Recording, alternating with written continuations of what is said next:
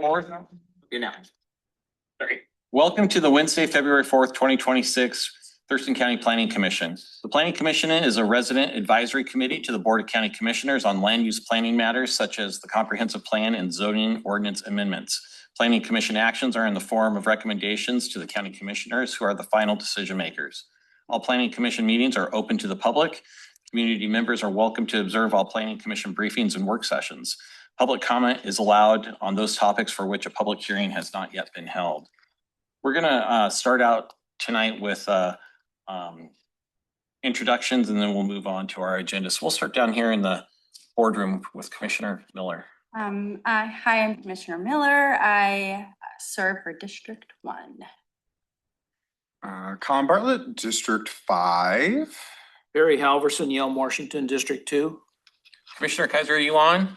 Yes, I am. I'm Sandy Kaiser. I live in and serve District 3. And Commissioner Fishburne? Good evening. Yes, Bill Fishburne. I live in and serve District 4. And I'm Eric Casino. I'm going to be the acting chair for tonight until we do have elections at some time in the future. But I live in the Lacey UGA and represent District 2. With that, has everybody had an opportunity to look over tonight's agenda? And if so? I'd like to make a proposal to amend the agenda to include public hearing comments. Public comment debrief. Public comment debrief from the staff. Is there a second on that? I second. All right, I'm just going to move into all in favor of approving the amended agenda, say aye. Aye. Our amended agenda has been approved. With that, we will move on to approval of meeting minutes of the meeting from January 21st, 2026. Has everybody had a chance to look those over yet? Were they online? Did you guys look at them and have any questions or concerns about them? I didn't. No, I did not. I mean, I didn't have any concerns. I did. Yeah. I'll move to approve the meeting minutes and accept the audio as official record for meeting records on January 21st, 2026. I second. It's been moved and seconded. All in favor of accepting the minutes, say aye. Aye. Aye. Our meeting minutes from January 21st have been accepted. Thank you very much. All right, with that, we're going to move on to the public communication portions of our meeting. We might have some on Zoom, and if we do have them on Zoom, I'll come to you after we finish up here in the boardroom. If you would please identify who you are and what part of the county you live in, and you'll have 3 minutes. Up first, we have Barbara Craven. I'm not sure what I'm supposed to say. Oh, I'm sorry. If you didn't want to offer testimony, you didn't have to. I just thought you got signed in and I missed the part. Yeah, you don't have to come talk to us. This is my first time here, so. Well, we're glad you're here. Yeah, thanks for coming. Yeah, thanks for coming. So we have Christy White.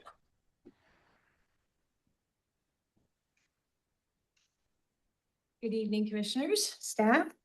I wanted to just talk about our critical areas ordinance and flooding areas, and to once again encourage that we go outside of FEMA maps and use as many possible options for incorporating what flooded areas could look like in the critical areas ordinance, whether it's good or bad for the county, so that we engage all of those possibilities. And again, making comment about how we incorporate, when we look at all of the components of the critical areas ordinance, how do they overlap with each other? So I think that's an important thing, and asking you to ask the staff to look at that, various options for the different possibilities for flooding maps, best available science that is varied. I sent you all a list of that several weeks ago. Hopefully you got a chance to see that, but I can certainly send it to you again to look at what some of those options are.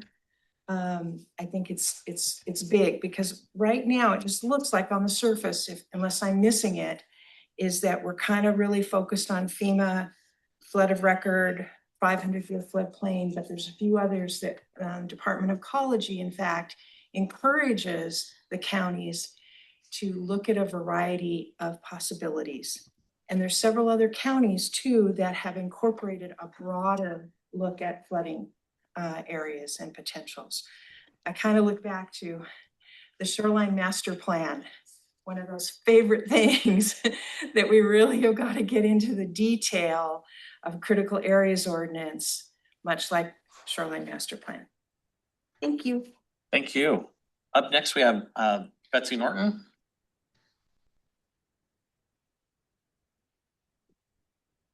Hi, I'm Betsy Norton. I live in Olympia. Thank you for hearing us this evening. I agree with everything Christy said, and I just wanted to point out that figuring out the flood risk for a particular place, we got to look at all the different components of it. If you have high groundwater and you have climate change and you have a nearby stream, your cumulative flood risk is higher than it is if you have any of those sort of separately set out. And so I would just like to encourage you to think about when you're assessing critical areas, flood risk for a particular project, you need to combine all of those. The other thing is that Bonnie flipped us this link from Ecology. I don't know if you guys can. This is that too small for you guys? Yeah. Anyway, sorry about that. So I'll send it to you, but Thanks. she flipped us this page from Ecology, which does encourage using the other maps so that you have more accurate information. But the other thing that it calls out is a National Marine Fisheries Biological Opinion that says South Puget Sound has to, when we're doing critical areas, we need to be sure that we're protecting the special species that are in Puget Sound, the orcas, the Chinook, and all the other salmon that migrate up and down. When you guys do your critical areas, you're supposed to be following that. And apparently they have prepared some sort of a programmatic plan that you can follow. So Derek probably knows more about that than I do. But I just wanted to mention it because it's a way to protect our species that are affected by the stuff we do here that are out in the sound. Thank you. Thank you very much. Bonnie?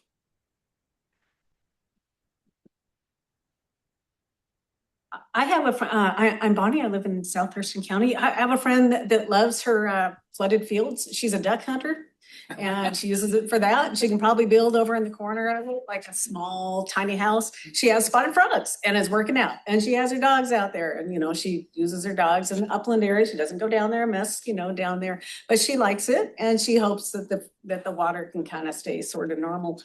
And it is in an area that has long flooded. And I'm really interested in history, and I look up the General Land Office surveys, and they show like these massive areas that are like really uninhabitable, right? But then you fast forward because of high water, which is good because it helps the salmon and it helps our drinking water. But then when you fast forward to like when you fast forward to like the FEMA maps, they show these like 10-meter wide or 5-meter wide little lines that are the FEMA floodplain. And it's not even, that's like summer. That's like maybe summer. But when you get to winter, like all the time in these places, it's like 10 times that just normally, not even a 100-year thing, 100-year event. And it seems like somehow that should get captured. And in some of these basins, there's been a problem because there's like frequently flooded areas downstream, but then they add impervious surface upstream. And so that causes problems for downstream people that respond inappropriately and then have problems. And I'd encourage you to look up the WAC for frequently flooded areas, 365-190-110, that kind of shows that floodplains should include high areas where there's increased impervious surface upstream that cause like more flooding downstream. They actually kind of bring that out. And I'd really like to protect people that do let their properties flood by kind of doing appropriate land use in the basins that drain to these frequently flooded areas. That's so important to protect these people that live in low-lying places. And I'd like to leave these here because there's some maps that show the FEMA floodplain, the historical thing, and kind of the west. Okay. Yeah, thanks. Thank you. Is there anybody else in the boardroom that'd like to offer comment? All right, we're going to move on to online. Is there anybody online that would like to address the Planning Commission tonight? you do raise your hand. Yeah, I don't think anybody else has anything to say, so we'll move on to our next item of business, which is new business, work session 9, frequently flooded area discussions, investigatable science with Claire Swearingen. You want to debrief? Do you want to do the debrief now? If you want to. The public comment? Oh, okay. Oh, I guess that, before we move on to that, let's do the debrief now. Is the idea to debrief comment we just had or the comment from the prior meeting? It would have to be, we discussed this, it was this meeting. Yeah. Okay, So if we've heard things today that you would like some answers okay, from us. yeah, let's do it that way and I'll Yeah. pay more attention. Wow. Like it that one. At least you're honest. Yeah, I'm obviously very interested in these maps that Ms. Norton mentioned. So do you know, like, your expertise was referenced. Do you know the ones that are being referred to here? I am familiar with them. I appreciate Betsy's vote of confidence, but that was not my department when I was in ecology. Fair. So, I'm familiar, but like from planning school, kind of familiar. So Claire probably actually has a better Yeah, idea than I we do. have, we'll go over it a little in the presentation, and I think this actually is one of our major discussion points for frequently flooded areas is to go beyond FEMA or not to go beyond FEMA. There are definitely recommendations and suggestions, and it also just depends on like resource availability. Sometimes the state will recommend things that they don't actually provide you resources for. But like, I know off the top of my head, a lot of our peers just use the FEMA maps, sometimes FEMA plus their own high groundwater data, which we currently do. We use high groundwater maps. And some places will go a little further in referencing in their code things like local historical data. And so that can include things like flood of record monuments, photos of old flooding, and other types of records of flood events in the past.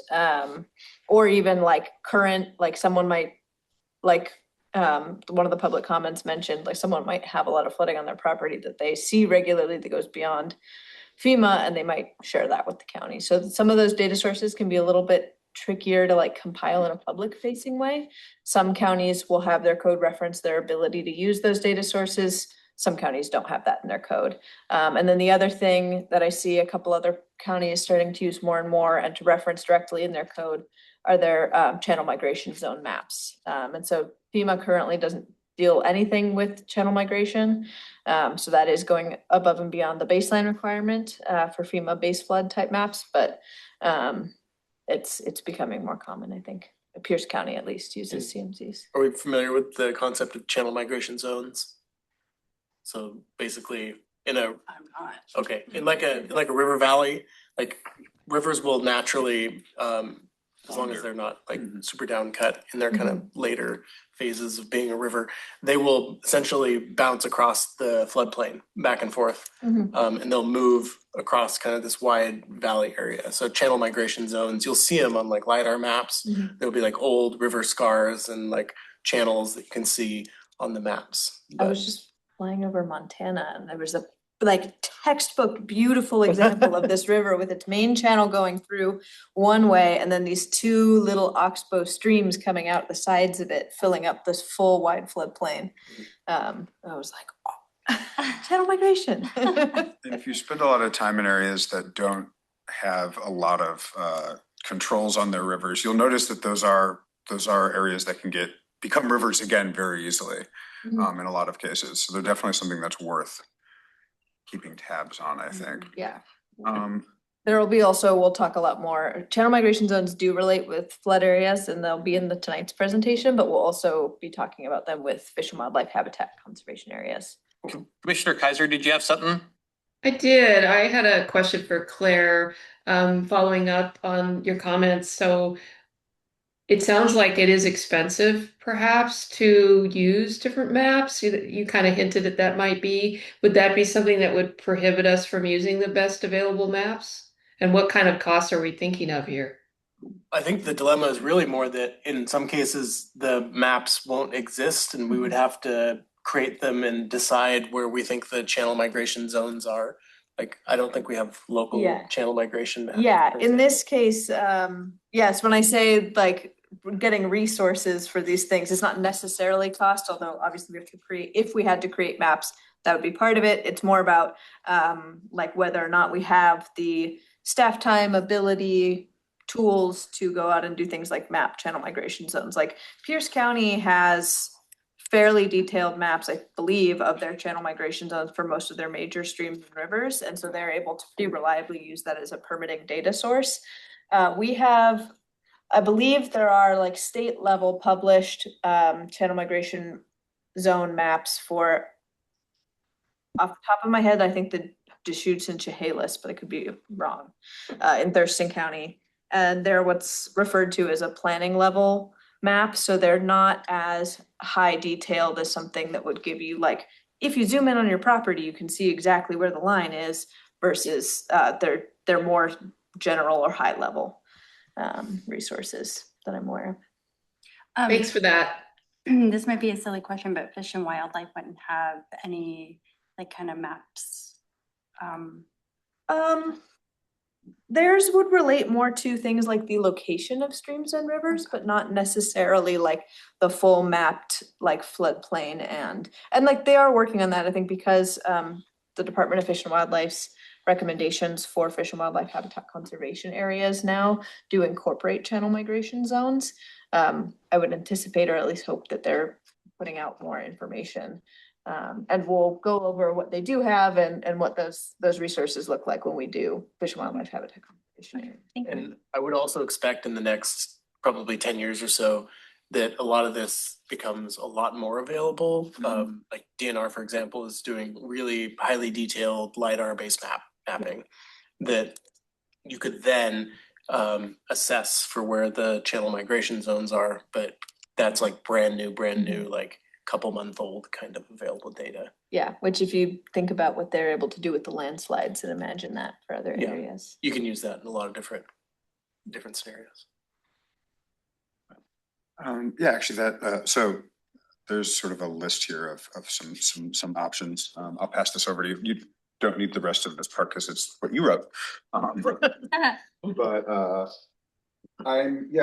that gets at kind of what my follow-up question was going to be, which is that there's future information that's coming in on a lot of these things, and a lot of this is changing, you know, as rain patterns change and everything like that. So I'm wondering how wide of a data set we need, given that like recent high floods aren't necessarily going to be the best marker for like that. Larger historical data gives us a better idea of where we're looking at high risk than something that's just marking a couple of high water points or more recent more recent data. So I am concerned about that larger historical perspective, and I do think that it's worth being forward facing in terms of what's going to be available if we are reliably have an idea that something will be available.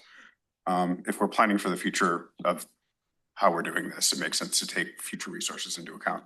And one of the things to remember about critical areas is these have not been updated in a very long time.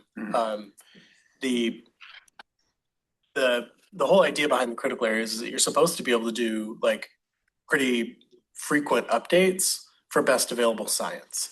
So that's something that we've been talking about too internally, because I will say, like, having been in, doing environmental planning work for, better part of like 15 years now, we're at a point where the new information is becoming so good, so fast. Like it's a whole different world at this point.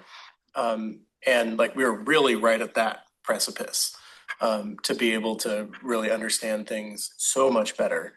But it will take a little bit of time for people to kind of process all of this information. We're in kind of a historic underinvestment in these types of How do we feel about the completeness of the mapping of high groundwater areas?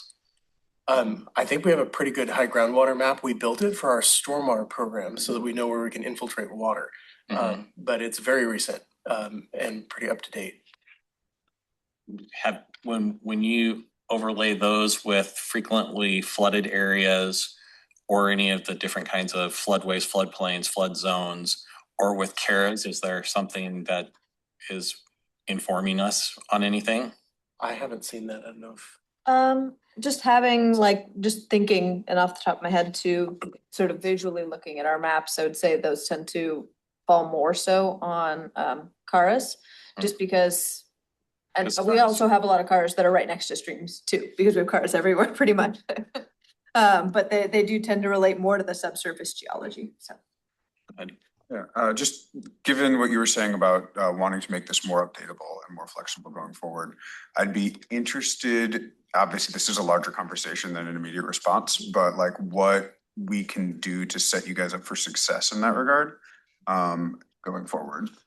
Yeah, I think we're definitely thinking about how this becomes a more adaptive kind of process. So I think 13 years. And you know, with the last update. With that, I think we've kind of drifted away from a public comment debrief, so maybe we should just get right into the presentation at that time to better inform our discussion. Did anyone have anything else with the other comments? I know they were kind of bundled. To double check. Nice screen up. Did we lose Bill? Don't know. I'm here. Oh, Yay. okay. Our interface looked like you might have dropped off. Oh no, I'm here. I can't do video because there's something wrong with my camera on my old laptop. But That's okay. We don't need to see you. thanks, Commissioner Halverson.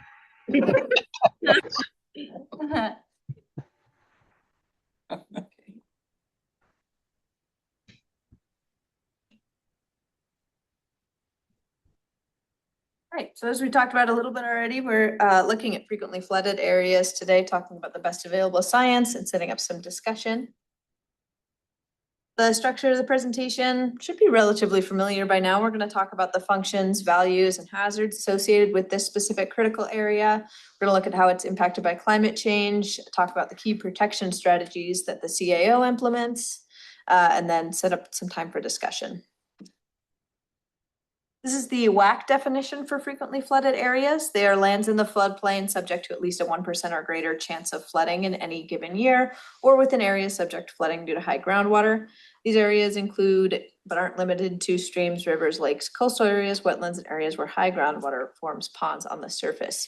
And that 1% or greater chance of flooding in a given year is a pretty important metric for understanding kind of what a lot of things referring to frequently flooded areas are referring to. That is the FEMA basically baseline for what is generally considered a floodplain area or flood hazard area. There are different classifications that we'll go over that go beyond that, but that's also sometimes called the 100-year floodplain, and those two things mean the same thing. 1% chance every year is the same thing as 100% chance of happening in 100 years on average. So that 100-year floodplain with the 1% chance each years was called the base flood. This comes from FEMA flood maps, the flood insurance rate maps specifically, and regulating what is mapped by FEMA on flood insurance rate maps is the baseline requirement essentially from the state for critical areas ordinances. There are other types of frequently flooded areas. They include channel migration zones, high groundwater areas, flood of record, and coastal flooding areas, but FEMA doesn't necessarily map or consider all of these areas. Some of their maps might overlap with things that are included in that list, but it's not specifically something that they tend to look at. Commissioner Halverson. So the FEMA flood risk study, we just had one 2 years ago. And as a result of that, a lot of people's insurance rates went up. So a lot of insurance companies base their insurance rates on FEMA floodplains. If we change and add areas for increased flooding or anything like that, what impact is that going to have on insurance companies here in Washington State, if any? So we'll talk a little bit about flood insurance specifically later on because we participate in what's called the community rating system. And so actually keeping our regulations strong helps prevent those or at least buffer people a little bit from those insurance rate hikes, particularly after a flood. And also just across the board keeps their flood insurance cheaper because we have really for the nation, a very high CRS score currently. So we do like, I don't know exactly how each flood insurance company, like what they look at when they make those choices, but I do know that considering robust regulations for flood areas helps us reduce the burden on homeowners in the county. At the risk of speaking beyond my expertise with an expert in the room, I would say that my guess is most insurance companies are going to be using their own risk assessment, and whether we use different maps or not, they will want to use their maps. I'm getting a head nod from our resident expert. Okay, thank you. And for the record, there are 723 FEMA insurance policyholders in the county. How many? 723. And that's how you calculated the $374,000 worth of savings? Okay. And the discount it ranges from like 10% or like 0 to 10%. I think we're at like a 40% discount. I think 40%. So we're gonna talk about the money and insurance part later in the We have a program. whole slide for CRS. Pretty cool and important. I'm also receiving intelligence from one of our other senior planners who is listening in the meeting tonight. He says other FFAs outside of FEMA won't impact the FEMA flood insurance. So if people are looking to FEMA to make decisions about flood insurance costs, our local regulation shouldn't impact that. The major rivers, unless any more questions? Is that one of our certified floodplain managers? Who's Nick? We have two of those now, don't we? Do. Yes, Yeah. yeah, Amelia and Noah. Abby. Could, Noah, I think it's Nick. I thought it was Noah. Noah does for sure. Yeah. Yeah. Noah does. We I have think several. Amelia's pursuing it, Amelia's pursuing it. so we might end up with 3. I thought Abby was pursuing it too. I think at one point, yeah. I'm not sure what everybody's status is, but we have a very ambitious flood team. Yeah. We look forward to those updates. I think we could be trying to, we didn't have the little like pre-meeting presentation today, but we may move it to another time. The ASCA Yes, series. the Ask a Floodplain Manager, the gentleman who is going to do it is retired now, so congratulations to him. Okay, so major rivers in Thurston County associated with flood hazards include the Black Rivers, Chehalis, Deschutes, Nisqually, and Skookumchuck, as well as Scatter Creek.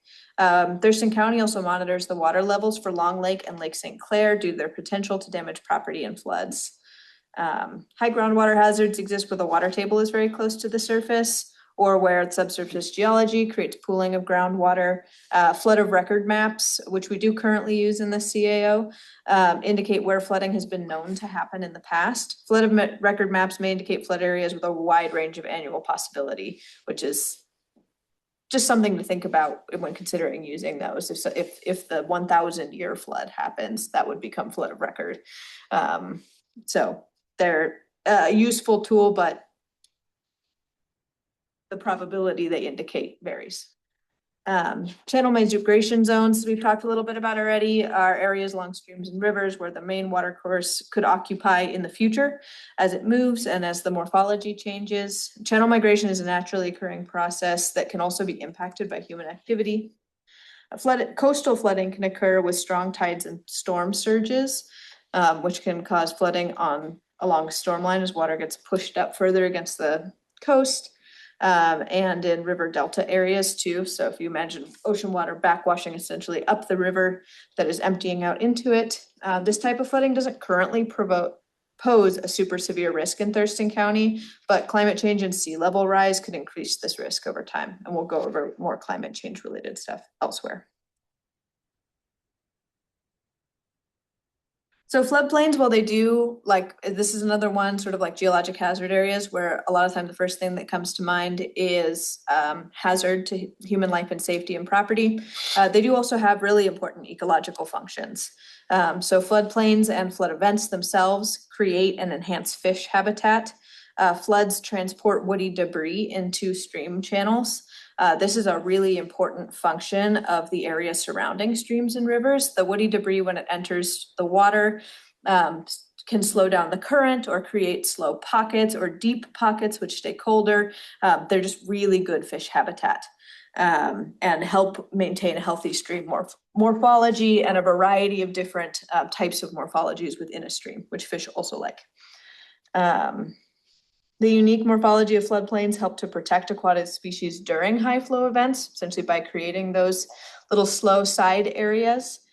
And floodplains help to safely disperse floodwaters. With flooding being a natural process of streams and rivers, and those floodplains essentially developing alongside flood events, they're essentially naturally designed to move that flood water out or help it recharge into groundwater, which we know from last time is important. So disturbances in floodplains, meaning development happening too close to them or inside of them, can negatively impact stream morphology and water quality and fish habitat, and just generally impact some of those natural processes with flood events that help maintain healthy river and stream ecosystems.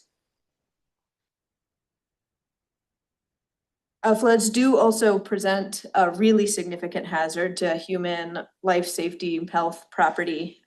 Floods are more costly than all other hazards in Washington combined. They're by far the most expensive natural hazard we have. They're also one of the most frequent.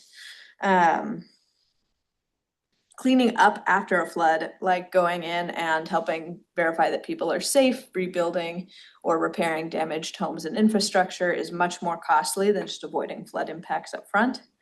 Flood hazards are also complicated by a history of flood management that is focused more on engineered changes to channel morphology. So we have a lot of levees, dams. I don't know if you remember with this rainstorm we had a little while back there, Kent had massive flooding because of one of their levees broke. So some of those engineered solutions kind of seemed like a good idea at the time and now are leaving us with other problems. And they're also disrupting those healthy functions of floodplains, where now the areas surrounding rivers and streams are not as well equipped to naturally discharge floodwaters. Do we have an inventory of those for our county? It's a good question. I think we probably do. Public Works would own that. Development in floodplains has disconnected rivers and streams from their hydrological and geological context, reducing the ability of floodplains to function naturally, and impacting habitat quality. The urbanization and development of watersheds also impacts the function of floodplains and increases the potential for floods to cause damage and harm. And that's both because that development is disruptive to those natural processes and because it places human lives and property in hazard areas when it does happen. So current and future best practices for managing floods focus more on leaving adequate undeveloped space for rivers and floodplains to perform their ecologic functions naturally without undue impacts to human safety and property.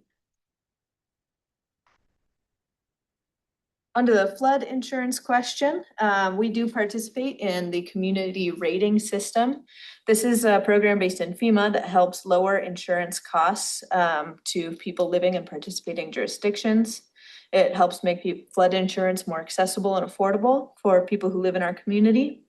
We essentially earn credits for certain planning activities, many of which come from our CAO. Not all of them, but a lot of it comes from the regulations in our CAO. So when we map flood data, manage development to minimize flood damage, reduce flood losses to existing development, improve emergency preparedness, and implement public information activities, there's a lot of things that happen under each of those bullet points, but those are the general categories of activity they award points for. And we have a very high rating. I think we are 1 out of 9 counties in the country who have a rating as high as ours or higher. It's 1 through 10. We have a 2. So with 1 being the best, not the worst. And we save for participating or for homeowners in the county who do have flood insurance, we save them an average of $372,000 annually.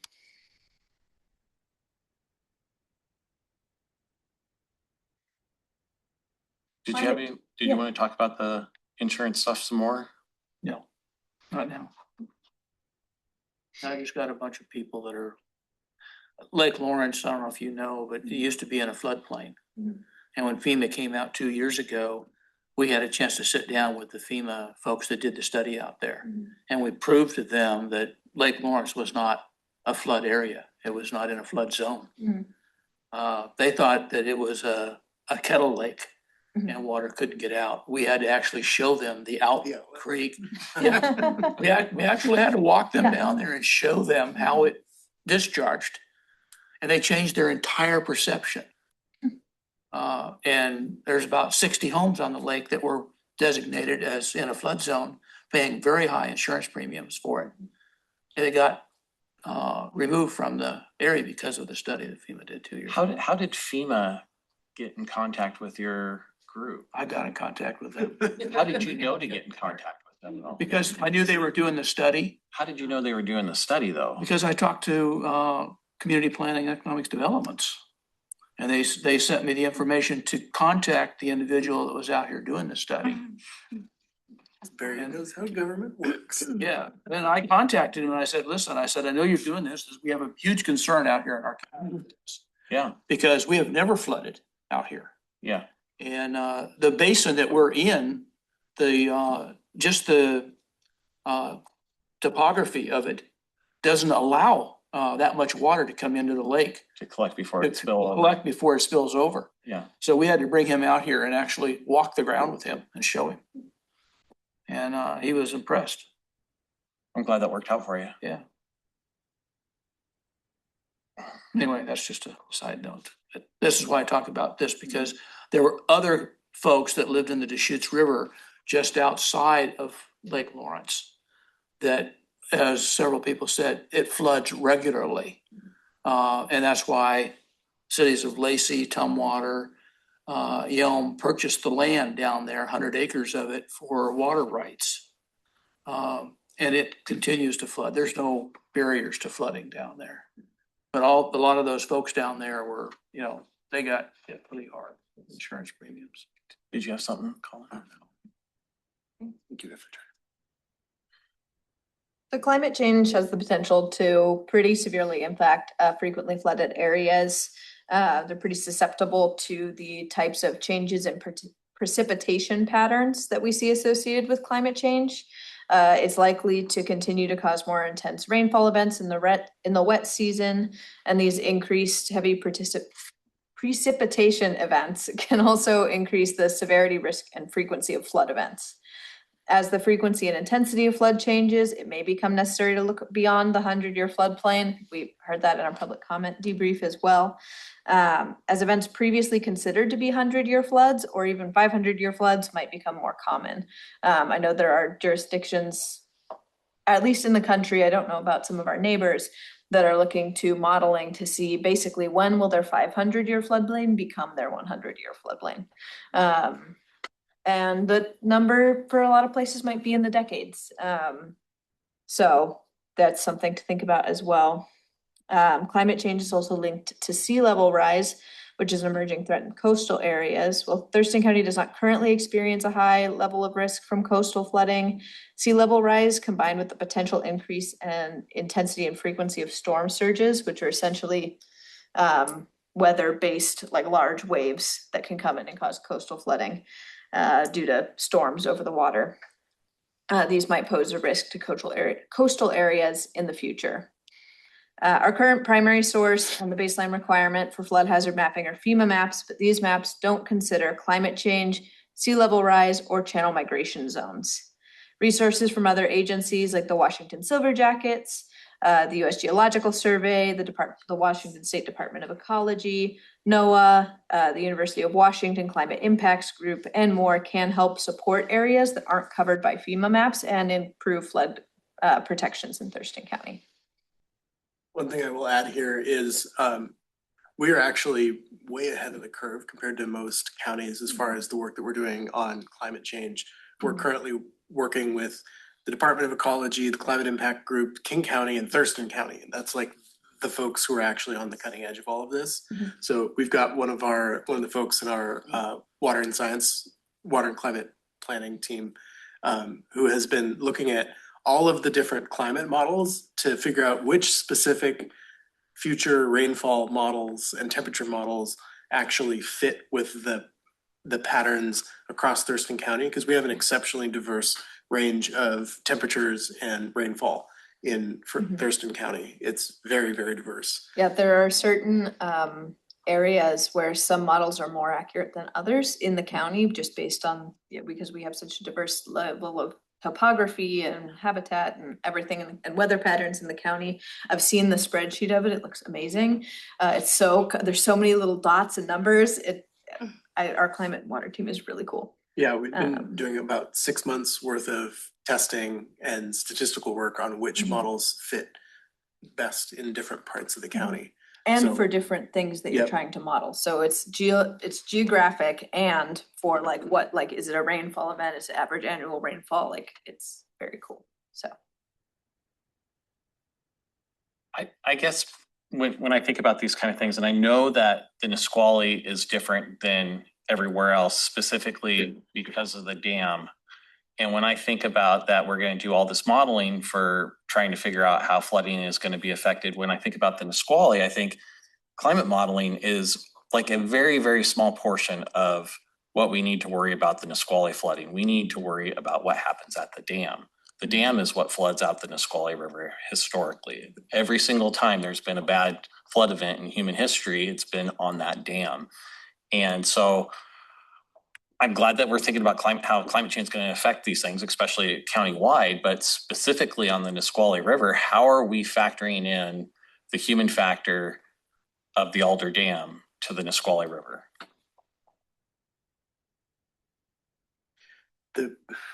The completely unsatisfying answer is the management of that dam is out of our hands. It is. I think the best thing we can do is plan around it, and at least the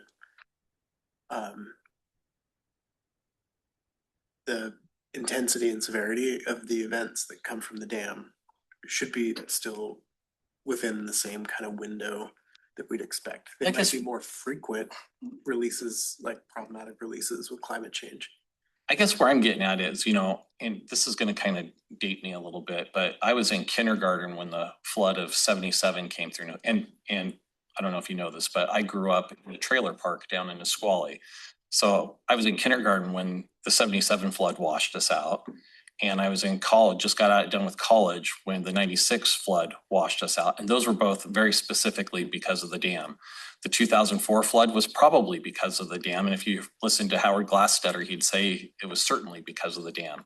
The flood of 2019 was nominal, and that was probably because of the dam being more forthright in how they're going to manage the water that was coming through because of things like Howard Glassstetter making a bunch of waves. So I at this point, after watching all this happen and watching how the dam has reacted to this, how the folks at how they're planning for it, I think that the risk of flood on the Nisqually is probably less than it's ever been, just because the people that are running the dam don't want to hear us yelling anymore and causing them a lot of political grief for it, which I think is fantastic, but still doesn't take away the fact that I don't know how we plan for that on the Nisqually, but I think it needs to be planned for differently than anywhere else that doesn't have Alder Lake behind it spilling over at 20,000 cubic feet per second. yeah, it might be an area where flood of record is a more useful metric than it is sometimes in other areas or something similar. Other than our flood of record for Nisqually is still because of the 96 flood. That's the flood of record, which was very specifically because of actions taken at Alder. And when I think about that too, from what I understand, it's been kind of handshake agreement. Yes. So it'd be really hard to plan around a handshake agreement. And I don't know if anything can happen until licensing comes up again. And I think we're still 15 years away from FERC licensing. And at that point, there's probably opportunity for public and county to be involved in some of that to condition. I wouldn't be surprised if we also had to push for state level legislation that requires. That would be fantastic too. But in the meantime, I think that, flood hazards for the Nisqually are totally different thing than the flood hazards for the rest of the county because we don't have any other big dams like that. Please do. Yeah, I completely agree. I think that there is a place coming up where we're gonna need to have a lot of advocacy around what kind of voice we're allowed to have in that process. Because it affects us so greatly. But I'm wondering how, again, like how, given the scope of what we're looking at right now, it does seem like there is some space for us to at least prepare for the scope of what we know is possible with human intervention on that dam. At least like where we're planning on letting people, how we are planning on letting people build in those areas should take that into account. What we know historically, those handshake agreements tend to end up resulting in. Yeah, usually they go away when you get staff turnover. Mm-hmm. Like those kind of relationship-based management. Well, a little bit's been, I mean, a little bit's on paper now because we are more involved in the early warning systems. Emergency management is now part of that and those kind of things. So who does like deal with the dam and? The feds. And yeah, Tacoma the feds Power issue the license to Tacoma Power to operate the dam, and their license is focused specifically on power generation and not flood control. And so until that license comes up and we can advocate for it to both be for flood control and power generation, their main concern is power generation. They have historically not cared whether or not people get washed out down below them in years past. There's very little of it affects Pierce County. Mm-hmm. And the responsibility for like what happens in the floodplain is ours as a county. Mm-hmm. Yeah, so it's, fun times with overlapping jurisdictions. does this precede the general agreement that there seems to be now to work between counties and work between these entities on Nisqually, like Nisqually reach issues? I know that that's kind of what the Nisqually River Council does. I think that the dam operates independently and sovereign in a way that they will listen to you when it feels good.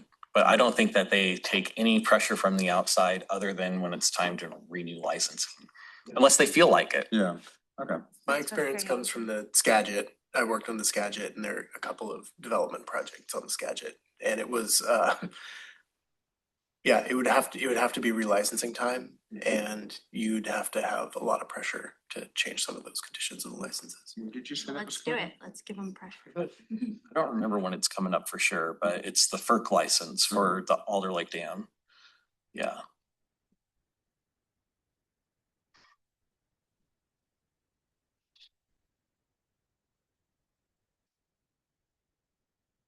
So flood risk management in general is a really broad systematic and complex effort, and CAO is one piece of that effort, as we're kind of talking about here. There's a lot of things that occur around flood management that are outside of the CAO and are more programmatic.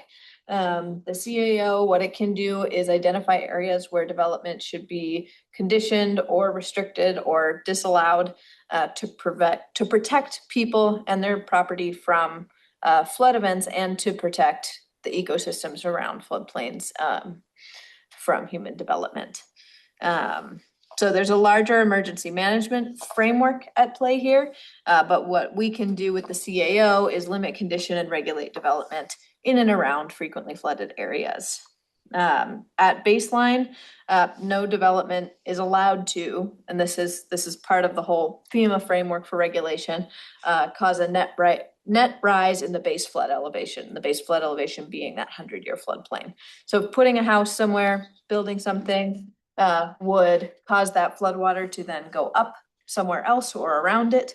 That's not allowed. And there are engineering solutions that avoid that. There are construction standards that avoid that.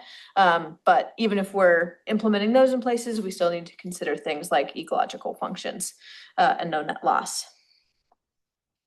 This came up during public comments as well. So for our rivers and streams that connect directly to the Puget Sound, which is primarily the Deschutes and some of our other streams, a big example is that this doesn't apply to the Chehalis because it runs all the way across the peninsula into the Pacific Ocean, is that we also need to keep in mind the biological opinion. This was the result of some lawsuits relating to the no net rise requirements in FEMA, essentially saying that allowing people to engineer their way around no net rise and develop in floodplains with certain engineering standards is harmful to important species in the Puget Sound, specifically salmon and resident orcas. And so certain development happening in floodplains associated with streams and rivers that connect to the Puget Sound also needs to do a habitat assessment. And we are currently doing that, and that will remain part of the CAS.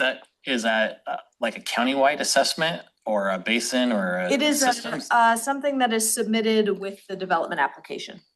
So each individual development application has to have a habitat assessment. Yes, if it is in these specific, so it's not every floodplain in the county, it's just the ones that are connected directly to the Puget Will Sound. this be included in like the CARP? Yep.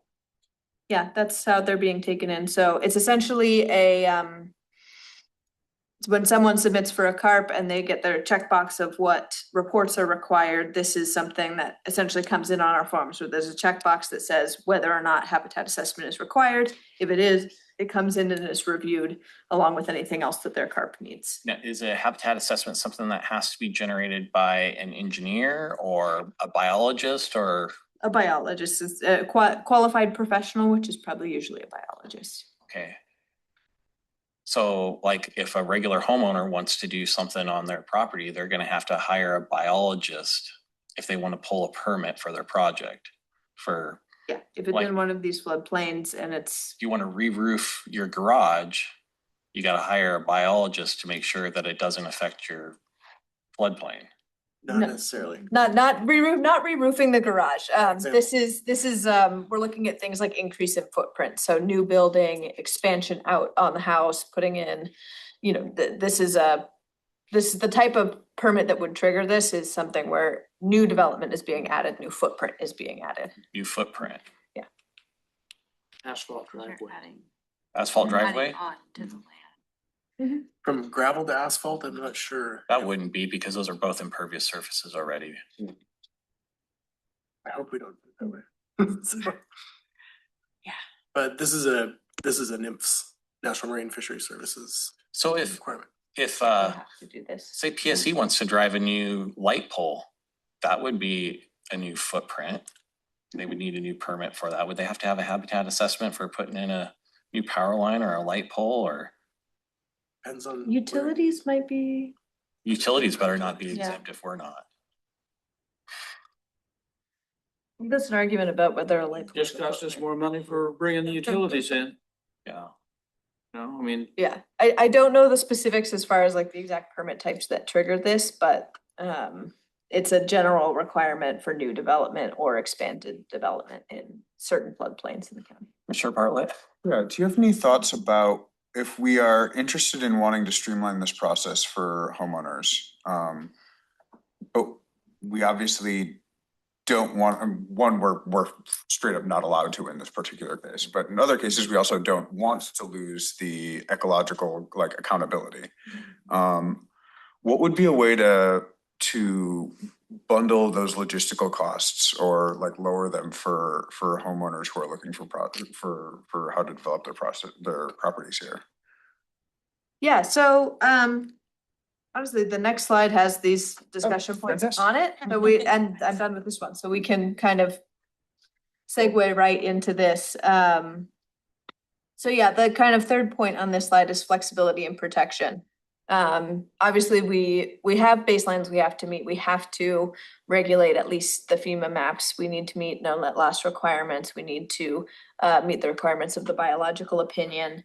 There are other more granular questions within all of those things.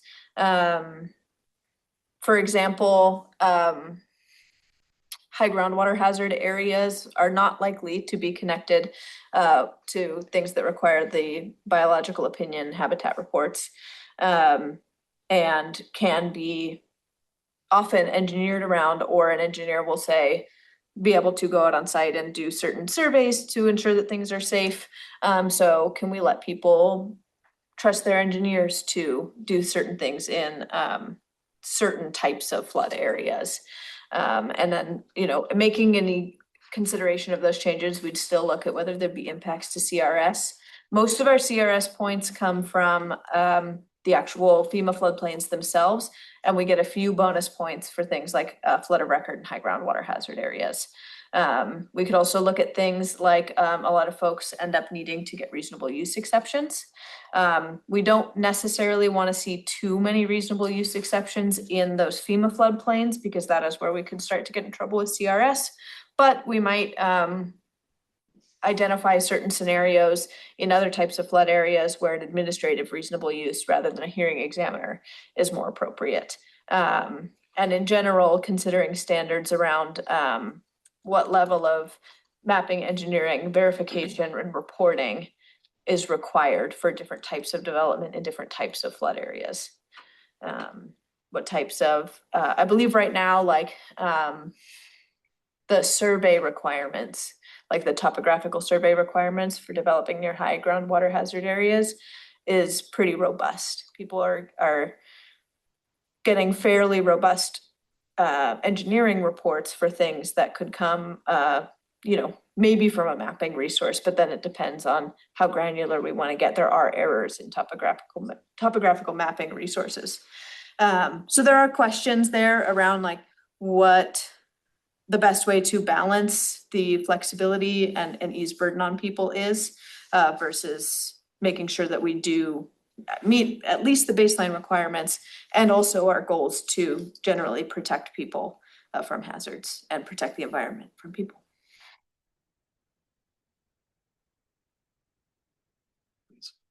Did you get the note from the county manager about the testimony yesterday from Mr. Miller? You obviously haven't. Who's Mr. Miller? Ken Miller, he owns a forest out on Scott Lake. And he testified yesterday at the county commissioners meeting about the part of his permit process that required him to post a sign on his property after he got the permit, before the permit would be finalized. And it's on in his front yard, a long ways away from the road where anybody else is going to see it. And it's an additional cost to him. And one of the things was this commissioners, he said, you know, we need to get rid of requirements like this that cost people money that don't do anything other than satisfy a block check on a permit application. So the county manager should be getting with somebody from CPED on it, because the comment from Commissioner Mejia was, this needs to go to the Planning Commission as part of the CAO discussion. Well, we did a signage thing 4 years ago, or we went through that whole thing, didn't we? Was it even that long ago? I think I'm trying to. Because we changed it where the applicant used to have to hire somebody at the county to go put the sign up. Right. And now the remember that. landowner can do it. Yeah. So it'd be part of that process. I think we've been considering which type of permit Should require it. would require it. So I know we've had. And this internal one, I mean, he had conversations. pictures and everything where he was told to put the sign. And so you just expect that, Derek, because that's coming down from the county manager for a discussion at this planning commission meeting when we talk about permit process and things that get in the permit requirements. And it seemed pretty obvious to me that it was kind of ridiculous.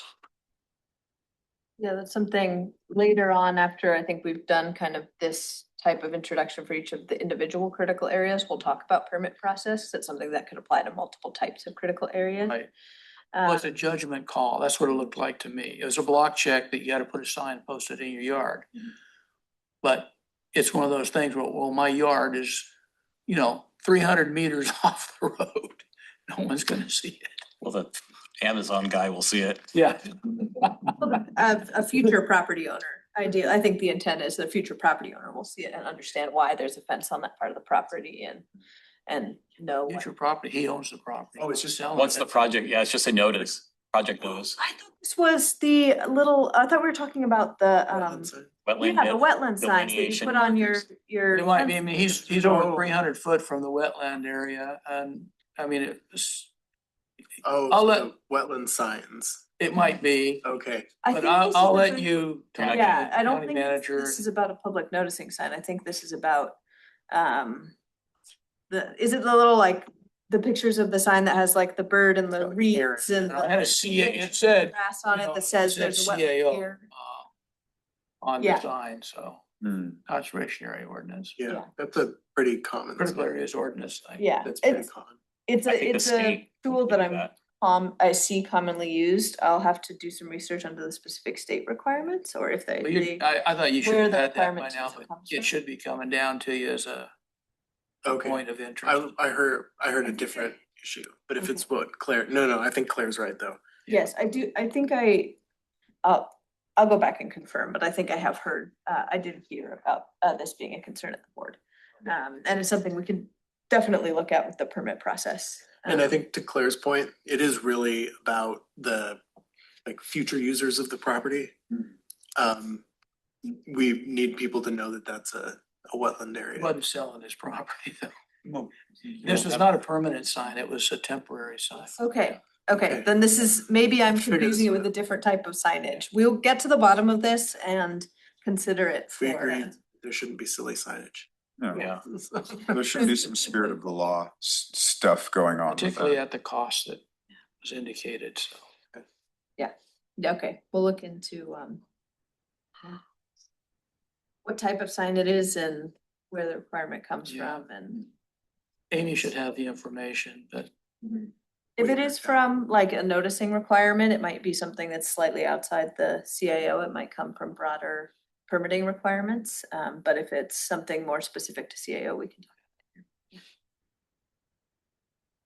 All right. I'm hoping I can beat up on you a little bit about the CRS now. Okay. And I know that I've talked to some of you folks about this individually, but now is a great time to get this on record as a real talking point.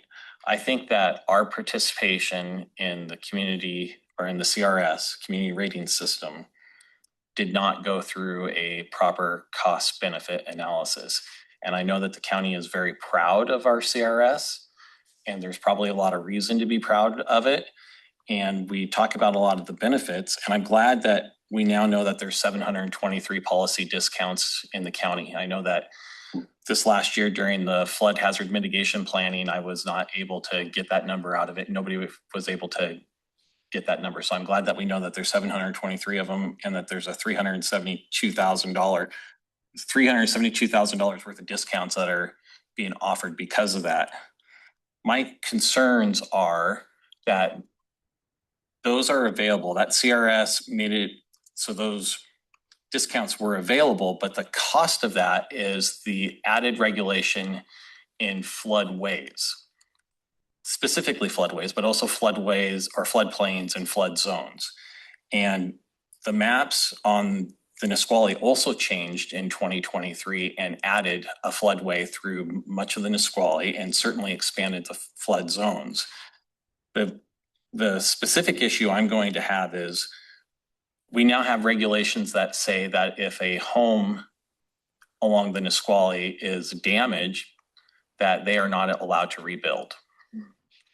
And in the area I grew up down in the Nisqually Valley and in the Nisqually Pines and other areas along the Nisqually River, it would be very fair to say that we were bottom quintile people when it came to the economic availability. And if all of a sudden they're gonna have tragedy of a flood comes through, and if 50% of the value of their home is what it would cost to fix it, they're no longer allowed to fix it. They are now homeless. And even if they did participate in the flood insurance program, they're probably going to get a $75,000 or $100,000 payout because that's what their flood insurance policy is worth. And now they got to go up on the hill and try to buy a house for $75,000, and it's just not going to work. Moreover, having lived down there for a long time, I would bet that most of these 723 people that participate in the reduced insurance aren't these people that are living in Nisqually Valley or Nisqually Pines. When they're doing their budgets, they're often not buying car insurance. So the chances that they're buying trailer park insurance and flood insurance are very low. The people that are buying, these 723 people that are buying it, are probably guys like Barry's neighbors that are having problems, that are living in their $800,000 houses and getting a flood insurance break on that. These poor people in the valley are not. And so the cost to the community at the next flooding event is we might have 1,000 people that are displaced from their home and never able to go back. And me having a little bit of experience of this in 77, 96, and 04, when my trailer got flooded, there was water up to my waist in my trailer.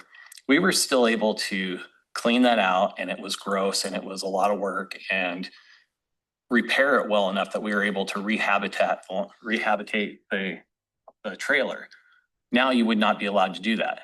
Now you'd have to just crunch it up in a ball, throw it away, get your $75,000 check if you happen to be buying insurance, and then go find someplace else to live. I think that there is a very large chance that this is going to displace a lot of people. And we haven't had a 96 flood since 96, but under these regulations, if we had another 96 flood again, there would be, I would guarantee, I wouldn't guarantee, I would bet there would be 1,000 people that are then on the street. And I know that we got to protect health and safety, but it's a whole lot easier to protect health and safety. I'm not so worried about a flood that may or may not happen as I am putting a bunch of people on the street. Please. Yeah, no, I obviously this is a concern that I have as well. I do also worry about encouraging people, like actually in this case, essentially being economically coerced to remain in a situation that is actively dangerous in the context of a flood. Mm-hmm. Like having people who are kind of locked into those situations just seems like a recipe for disaster. And I'm wondering what kinds of, if we think that it is valuable, and I do think it is valuable to discourage people to be living right in the middle of a high risk floodplain, what is the compensation for that? Like, what is the compensation for that? Like, what do we want to offer, especially low income folks with only one property that is now recognized as having been essentially sold to them as a bad deal? Like that seems like something that we should have a plan for. And that plan shouldn't necessarily be like, well, you'll probably make it through. Yeah. At least you'll be able to rebuild your house if you make it through. Well, I don't think that the CAO will ever offer any kind of compensation or for that kind of thing. But I do think that the CAO in this case would be used to take one option away, the option of being able to get the mud out of your house, dry it out, and move back in. Mm-hmm. And I don't want to lose that option, especially if it's the only option. And I'm afraid that is often the only option. If we had something up there that if our policies were, we're not going to allow any more development in floodways, we're not going to allow new development in floodways, Mm-hmm. I don't think that you'd get a lot of argument from me on that. But if we're going to tell people, we know that you've been there for a long time, and my dad still lives in a trailer down there. You're 80 years old. You've been in this crappy trailer for a long time, but when the flood comes through, you're going to be moving to the jungle next. You know, yeah, that's not tenable. No, and I mean, I do think that again, and this has come up in other contexts where we have a system of rules that are made for people who own multiple properties, and because we have to take that into account in the system, Mm-hmm. that doesn't have any exception for people who only have one property or who are, vulnerable renters, all those things are very rarely taken into account. In this context, it's mostly just single property owners. Well, I think if you value harm reduction principles, Mm-hmm. this would be the very baseline of harm reduction. Yeah. Don't take away the only option that people have. Yeah. And I feel like there should be the possibility for language in there that does not preclude the other development issues that we're talking about. Well, interestingly enough, when FEMA re-adopted these maps in 23, the county adopts them by reference. Mm-hmm.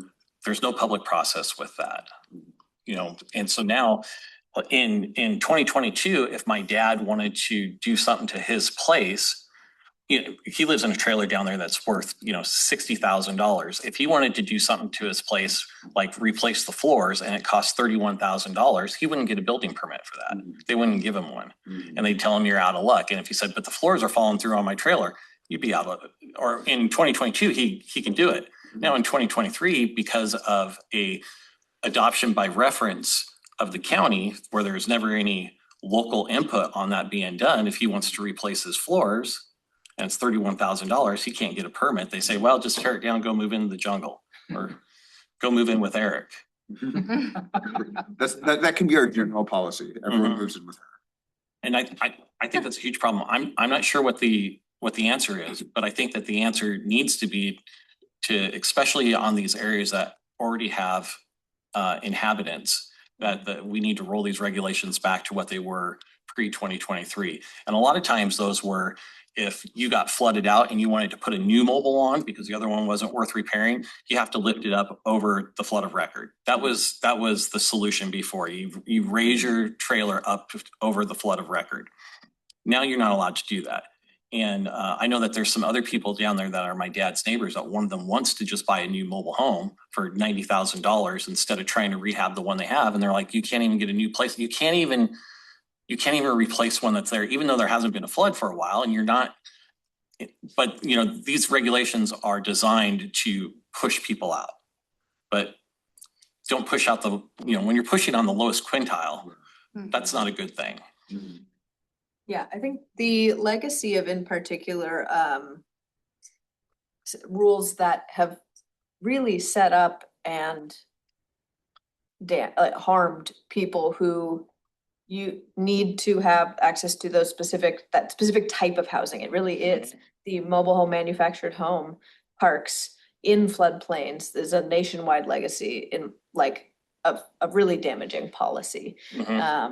And so I think definitely with this, we can take a look at what resources are out there for how to responsibly move on from that legacy, because as you guys have mentioned, we also don't want it to persist.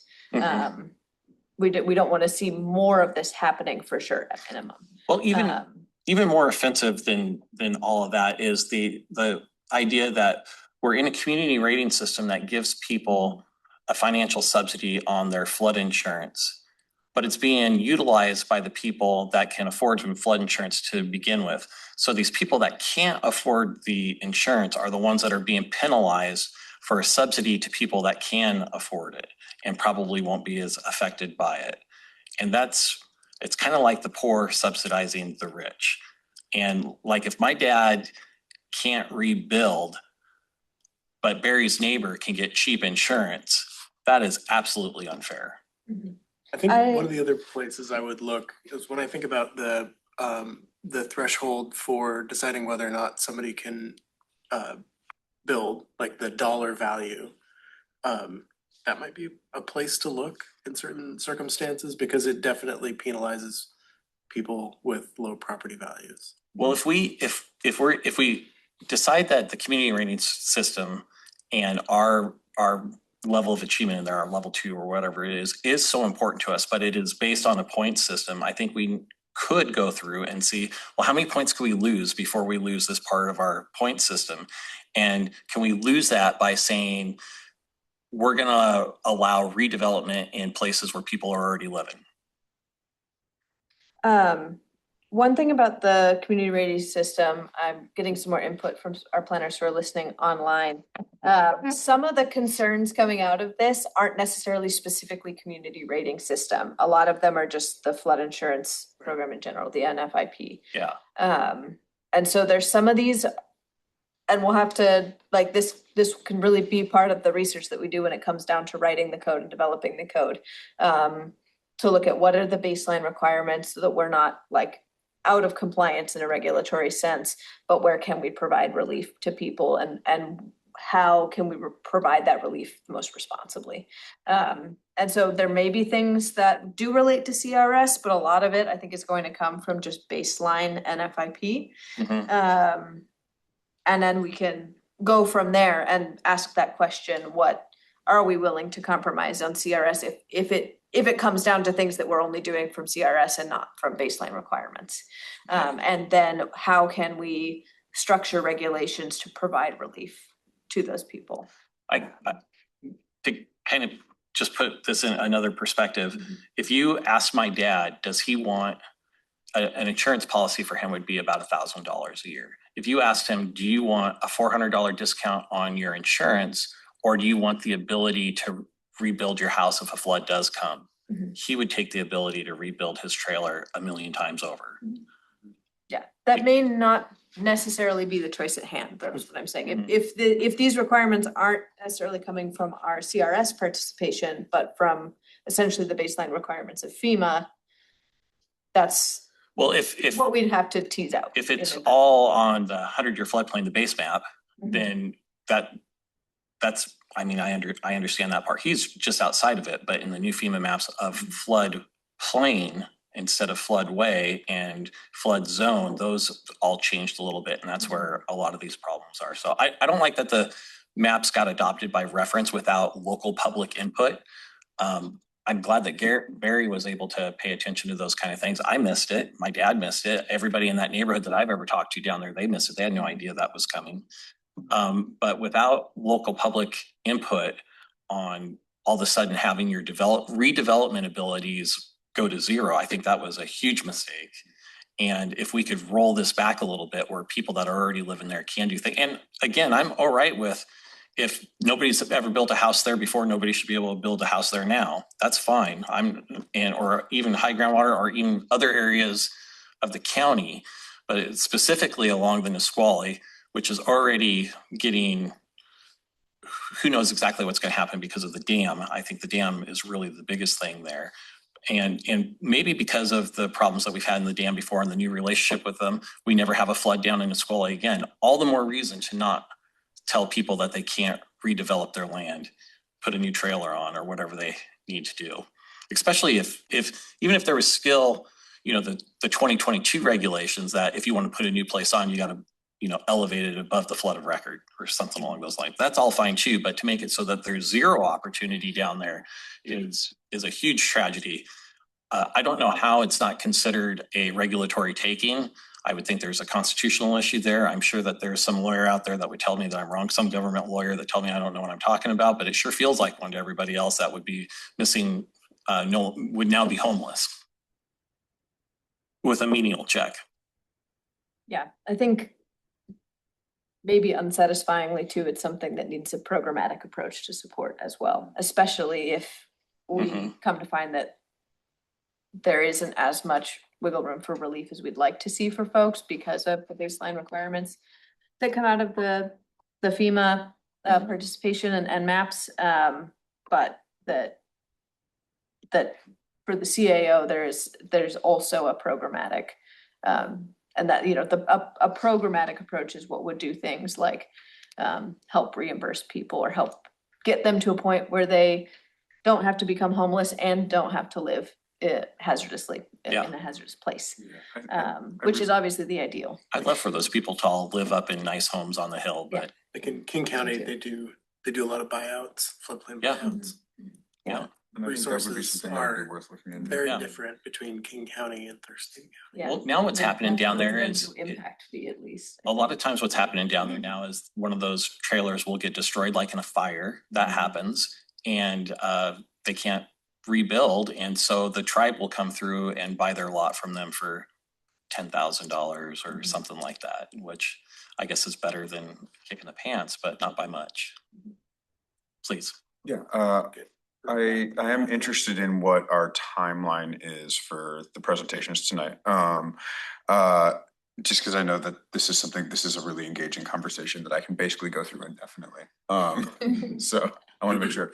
That said, I do think that the response is going to have to be have a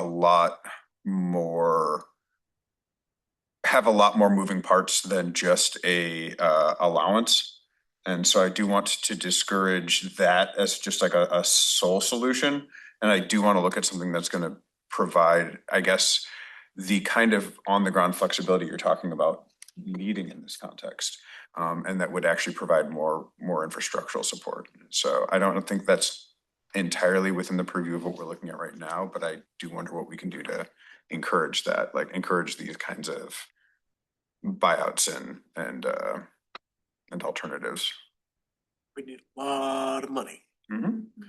Well, maybe you can use some conservation futures money to buy up one or two a year, or maybe there's some habitat conservation plan area there that you can mitigate with, or I don't know, but buying those people out would obviously be the ideal way to solve this, but in the meantime, telling them, sorry, you had a flood and now you gotta go live in the jungle is just untenable. Yeah, I think, so you're right. I think some of, like, the critical areas ordinance is the critical areas ordinance, but a lot of these kind of issues, if you want to solve them in a holistic way, they would require programmatic wraparound. Well, where the critical areas issue comes in is, do we have to, when we decide what maps we're gonna use, does it have to be countywide, or can we divide these up into drainage basins or something else along those lines, where we say we're gonna use base map for Nisqually Pines to Nisqually Delta, but we're gonna use base map plus 500 year plus this FEMA map and this high groundwater map and this other stuff for other areas that are already not heavily developed. And if we don't have to use the same map countywide and we could do it, we can, I mean, you're not doing it for one person, you can do it for a whole class of people. So you don't have those kind of spot issues. But I would be fine with that too. I just don't want to kick the poorest people in the county while they're down. Yeah, I think, I mean, the two questions are which maps, which standards. So. And which standards for which mapped features. Uh-huh. And there's going to be a countywide baseline requirement, and that is going to be the FEMA mapped flood areas. The base map, yeah. But going above and beyond that, and how we handle it for, it's standards for certain development types, it's standards for certain flood types, and then whether those standards involve total prohibition versus requiring certain engineering solutions like raising things above base flood elevation. And then also considering, you know, the biological opinion and other habitat. But yeah, I think this is something that I think that I know is a nationwide concern for flood development and flood planning, flood mitigation. And because of that, there's probably some good resources that we can dive into and research on best practices for kind of repairing that legacy of kind of people getting this bad deal, being allowed to buy this property, not being required to have flood insurance when they buy it, and then losing it in the flood events. Well, they're required to have flood insurance if they have a mortgage. Yeah, there's no mortgage on these places. I know, but I'm just saying. Yeah. Yeah. Yeah, The ones that are it's a required to have development it type are the ones that have that a mortgage. frequently does not come with a mortgage. Mhm. And we'd see repeatedly, it is older folks who buy their homes outright and people who live in mobile homes frequently aren't required to and therefore do not, because like you said, a lot of times folks aren't even buying car insurance. Mhm. And that's where. And even with full insurance, it's Insurance is- really, you can't take $75,000 and go up on the hill and buy a place to live in. You know, Is that the cap? Hmm? Is that the cap? I don't know what the cap is, but Daniel knows. yeah. It's $25,000 for structure coverage, $100,000 for contents coverage. And if you have NFIP insurance for something like a mobile home that experiences a significant loss, there's also something called ICC coverage, which gives you $30,000 for remediation for things like elevating your property above the flood line. Which we wouldn't be allowed to do under the current regulations, but that would be nice. It's also worth noting that it's not a CRS requirement, it's an NFIP participation requirement. So removing it in a particular county could put you in a position where no one in the county, in the community could purchase NFIP insurance, period. Yeah, so that's the sticking point of it. And the CRS is just the discount you get. Yeah. So at that point, if we are participating, at least being able to offer that discount is probably a good thing. And the ratings give you, like, each rating gives you A bigger discount, yeah. So Yeah. if we were a CRS 1, we'd have a 50% discount. Yeah. 2, we get a 40%. And I don't want to say that's nothing, and I'm glad that the community is saving $372,000 a year, but I don't want to kick these guys while they're down. Yeah. I think we can definitely look at which of those are the, like, floors and which ones are requirements that we've built above that floor. And maybe a distinction between development and redevelopment.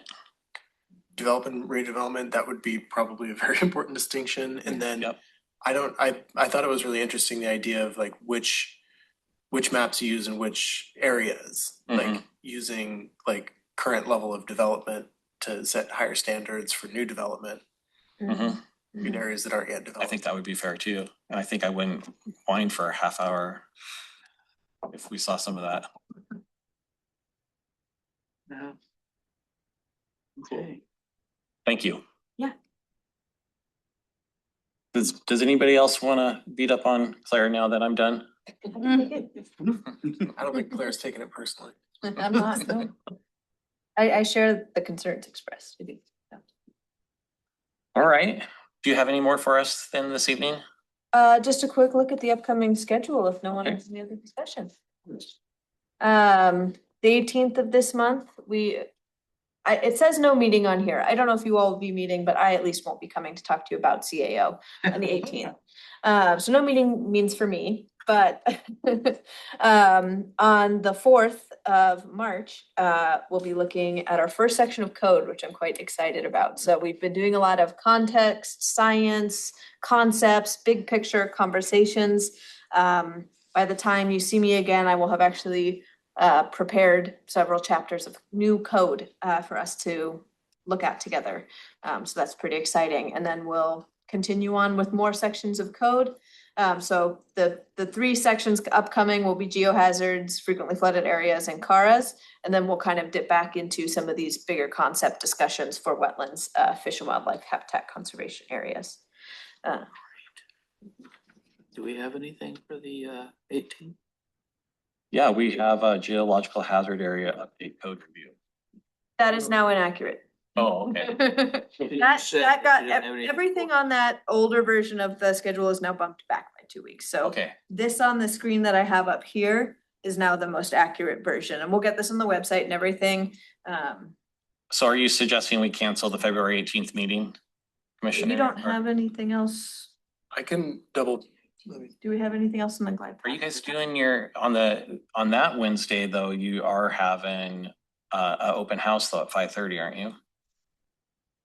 No, we won't have that. Okay. You'll always pair that with the planning commission meeting. Is that the idea? We may actually look at, just because we've been getting a lot of engagement, our education and outreach team has been kind of excited about developing those beyond something that's exclusively associated with PC. I'll say we don't have a date because we weren't able to do one tonight because Tim Rupert retired.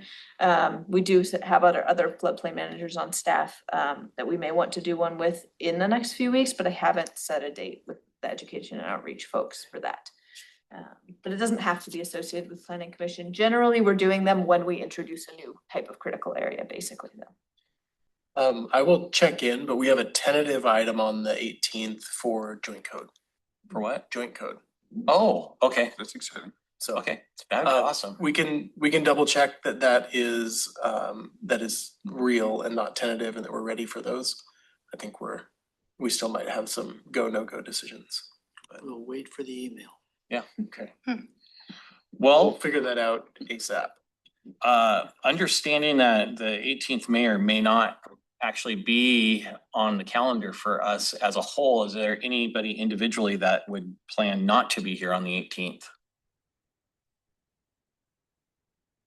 By the way, I'm doing item number 6 calendar with agenda items. On March 4th, we will be looking at geological hazard area update code review then. Is there anybody that is expecting that they would not be able to make our March 4th meeting? All right. Moving on, does anybody have anything for the good of the order?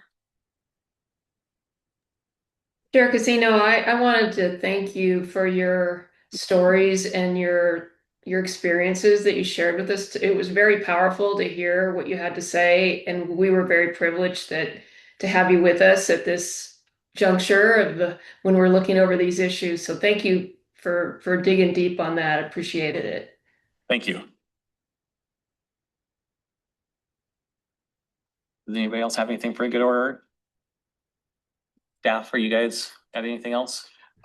One thing, I don't know if folks might have seen it in the news, it got picked up, we did a press release, but we did get a salmon recovery grant from the Department of Commerce.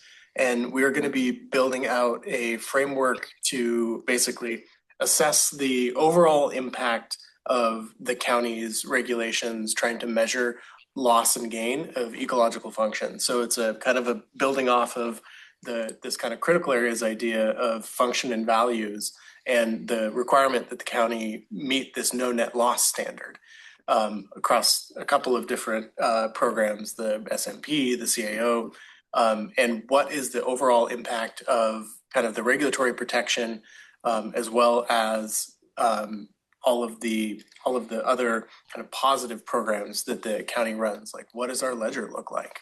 So this is a problem that the state has been working on for about 6 or 7 years. It hasn't been able to crack, but I think we're going to do it. So will this morph into a monitoring program then, do you think? A programmatic monitoring program? We're building a framework for it at this stage. It's about a $500,000 grant, and it's building off of the way that the VSP program works. I'm not sure if everybody's familiar, but that's basically kind of this off-ramp for farms to be able to, for critical areas. And it allows, instead of kind of doing like a site by site, you shall do this on your property, they work with the conservation district, they implement BMPs, and then we measure the impact on critical areas at a kind of a higher level. So what is actually happening on the ground? So it's this kind of demonstrative approach to regulation versus a prescriptive approach. But it might be able to crack that kind of a program open for us, which would be super cool. So, but it would also give us a sense of kind of where we are losing ecological function or where we're not. I think we might actually have a pretty decent story that we can tell in Thurston County. Will you guys use up that $489,000 all on staff time, or is there gonna be, are you gonna have to like outsource anything or? So we're partnering with the Thurston Conservation District. So they are our VSP service provider. And that's kind of the home and the nexus, the little hub for that kind of demonstrative model. So we're working very closely with them.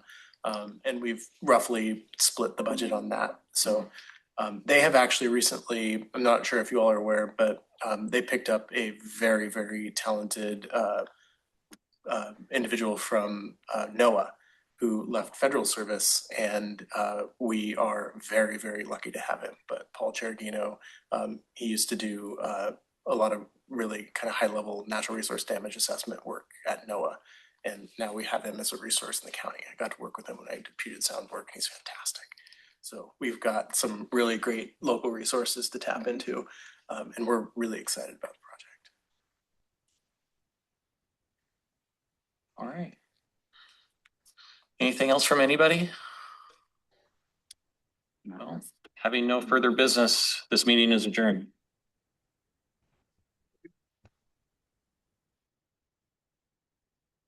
No, those houses, 70 houses on Lake. When that insurance got home. I hope I didn't. It wasn't. No. It was a big deal. Yeah. When we brought them out there, I mean, their eyes just opened up. You know what they were going off of? They were going off the fact that their dam on Lake Lawrence. That, yeah, I know which dam you're talking about. Yeah. One of my big problems with that new FEMA map that when I read, when I look at the areas down in the valley that we're talking about, their delineations of floodway, floodplain, flood zone don't follow the topography. So we really only Your map not map. You got elevation lines and you're going 90 degrees across the elevation line. That doesn't make a lick of sense. They might have better topographical maps than we use. But I can ground truth them because I know that area, you know. I would be really interesting to see them overlaid on the real maps. That LiDAR data, geodata maps. that DNR LiDAR data is going to be It looks fantastic. Yeah, it looks fantastic. Oh. They use $60,000. Ladies, don't lose our mind. Or if you want to just buy a place. We're going through the process. Yeah. We haven't Well, asked of you so if he has an FIP to ask policy, them. he could apply for ICC funds. And And that doesn't seem to, and I guess I'm not getting the sense of, has the staff